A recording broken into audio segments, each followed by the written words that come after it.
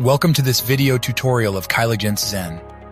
In this tutorial, we will show you how to use Kyligence Copilot to explore metrics and gain insights using simple conversations. We choose to use retail data as an example, and we will be analyzing customers' repeat purchase behaviors. Log into your Zen and click on the Copilot button in the top right corner to begin analysis. Our first step is to get a preliminary idea of repeat purchases by typing this simple command. Copilot will provide us with various metric options related to repeat purchases. Choose the most relevant metric. To identify which customers have the highest number of repurchases in a given year, enter a command to request Copilot to list them out.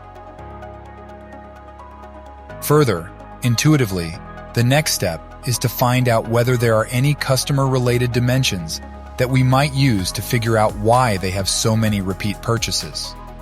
Then we can ask Copilot to analyze the customer profiles of the top 5 customers with the most repeat purchases. As you can see, we do identify insights using Copilot. Middle-aged customers with relatively low income exhibit a higher likelihood of becoming loyal customers.